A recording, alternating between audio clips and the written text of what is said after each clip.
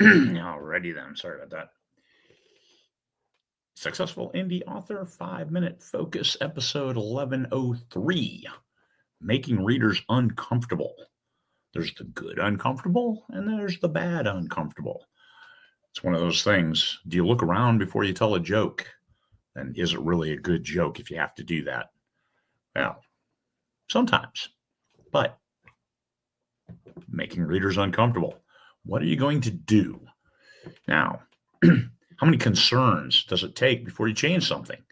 You may get contacted by readers saying, "Oh my God, I can't believe you used this word. I can't believe you did this. I can't believe you did this other thing. Look at this. This wording is so bad. It means this."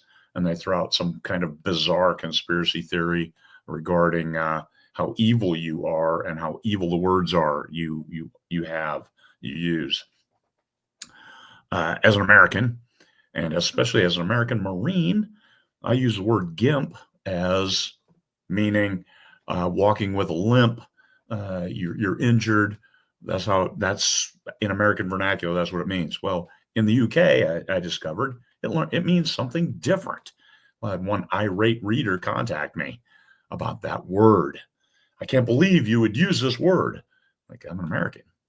Because I looked it up. I'm like, what the heck? It doesn't mean that. And no, it doesn't. Not in America.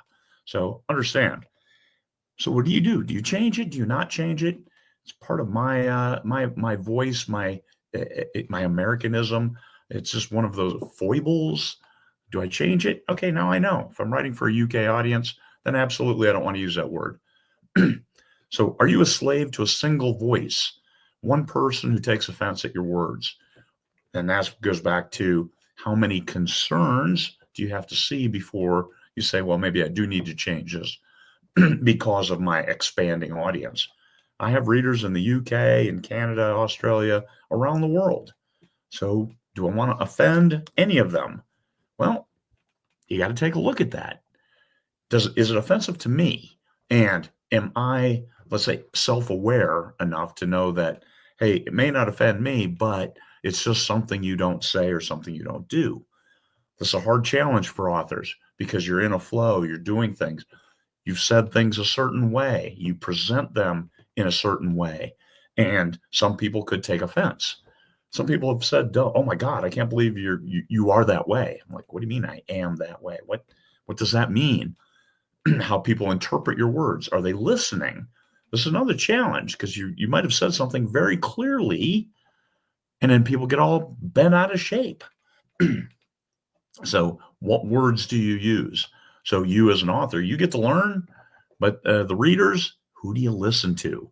And do you learn moving forward, or you do jump through your butt to go change something now, and then all of a sudden, all your words are watered down because you're so afraid of making readers uncomfortable?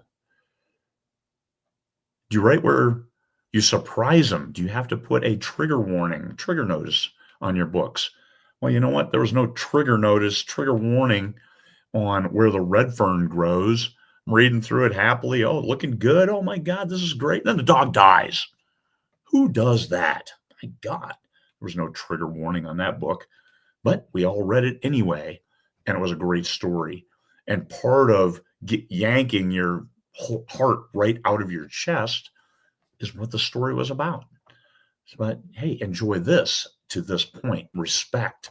And some people, it's okay, especially dogs, Stanley's back there. They'll sacrifice for you, of course, because you're their human.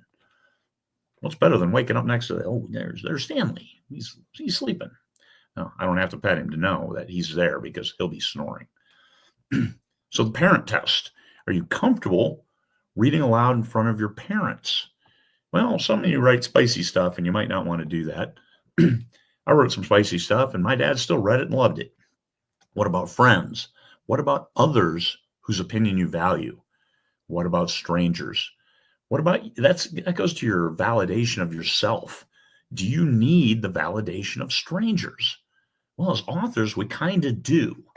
But are we going to let those strangers' voices yank us by the nose ring and tell us what we're going to do? Strangers out there, how many concerns need to happen? People need to raise those concerns before you take action. And that's as an author, you have to balance that. No, this is not offensive. Yes, this is, and it's intended.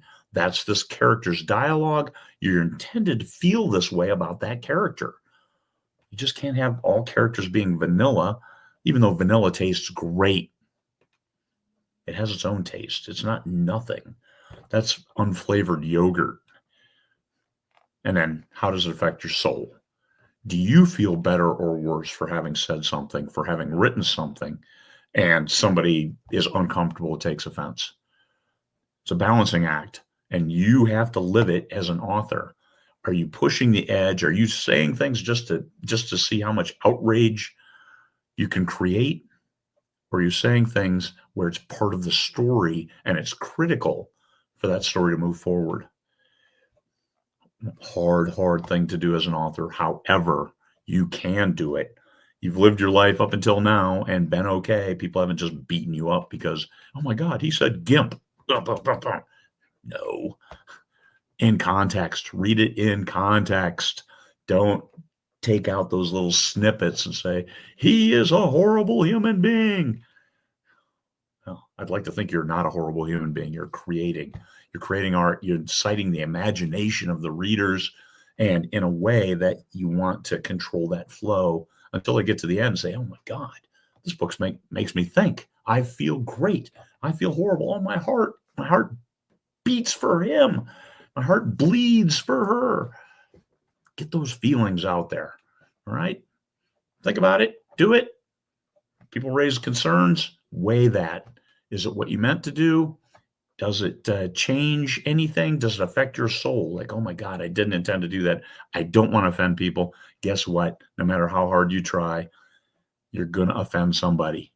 So if you don't offend anybody, well, then you're not trying, or you're making it so watered down that are you really telling a story that excites people's imaginations?